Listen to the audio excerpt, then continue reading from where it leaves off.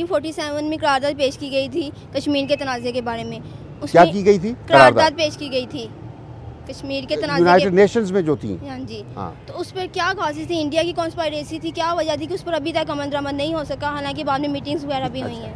नहीं, देखिए, करारदाद एक नहीं थी, कई करारदादें थी। बुनियादी जो नुक्ता था वो ये था कि कश्मीर का मसला, इसका हल जो होगा वो कश्मीरियों की मर्ज़ी के मुताबिक होगा। वो फ़ैसला करेंगे, किस तरह फ़ैसला करेंगे। पहले तो यह है कि फ़ैसले के लिए क्या ऑप्शन होगी, या वो इंडिया के साथ या पाकिस्तान। सिर्फ दो ऑप्शंस थी उनके लिए कि या वो इंडिया का हिस्सा बनेंगे, और ये जो पार्टीशन का फार्मूला था उसमें भी यही था कि जो मुस्लिम अक्सरियत की रियासतें थी वो पाकिस्तान का हिस्सा बनना था उन्हें, जो हिंदू अक्सरियत की थी उन्होंने इंडिया का। अगरचे इस फार्मूले पर इंडिया ने अमल पूरा नहीं किया। कश्मीर पे तो ये फार्मूला चलाया कि हिंदू राजा था और उससे फ़ैसला करवा लिया अपने साथ। हैदराबाद, वहाँ हिंदू मेजॉरिटी थी, मुस्लिम माइनॉरिटी थी, मगर वहाँ राजा नवाब मुसलमान था। वहाँ के राजे ने, रूलर ने फ़ैसला किया कि मैं पाकिस्तान ज्वाइन करता हूँ। तो वहाँ इंडिया ने दूसरा कहा कि नहीं, यहाँ तो मेजॉरिटी अक्सरियत हिंदू है, वो उसको कब्ज़ा कर लिया। तो ये है कि ताकत का फ़ायदा उठाते हुए ये सब कर लिया। जब ये यूनाइटेड नेशंस में मसला हम नहीं लेके गए थे, इंडिया लेकर गया था, क्योंकि उसके हाथ से कश्मीर जा रहा था। हमारे कबायली और कश्मीरी अवाम की मुश्तरका जद्दोजहद के नतीजे में कश्मीर पूरा आज़ाद होने चला था। लेकिन इंडिया अक़वाम मुत्तहिदा के पास जाके इसने केस फाइल किया और सीज़ फायर करवा ली, और फिर अक़वाम मुत्तहिदा से करारदादें पास करवाई, इंडिया ने करवाई। बिल्कुल कुरैशी साहब दुरुस्त कहते हैं।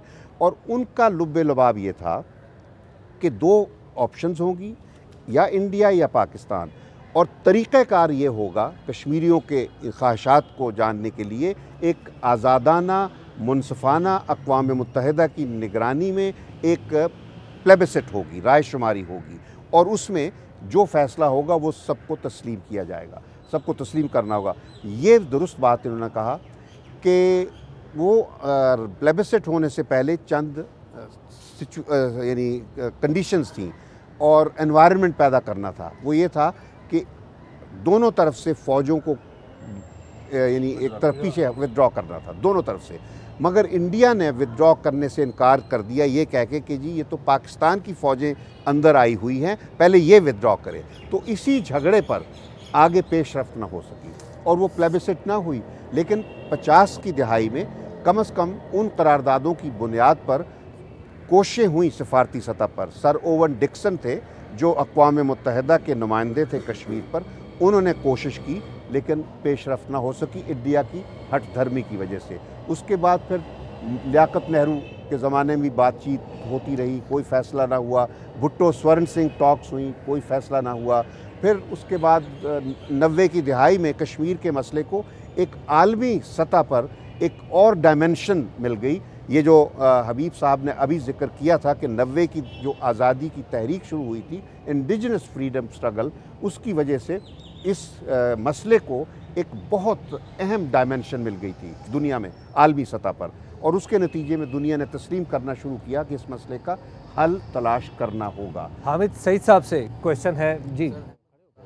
सर, आपसे मेरा सवाल है कि जैसा आपने कहा कि कश्मीर को सेंट्रल पॉइंट हासिल है हमारी फॉरेन पॉलिसी में, तो इस तनाजुर में हमारे जो ताल्लुकात हैं इंडिया के साथ, हमने उनको बेहतर करना है। आप क्या ये नहीं समझते कि हम पहले बायलैटरल ट्रेड को डेवलप कर लें, बायलैटरल रिलेशंस, टूरिज़म, थोड़ा सा इसको पैरेलल इसके चलाएं, ये ना समझें कि कश्मीर पहले हल होगा तो बाकी मसले सोल्व होंगे।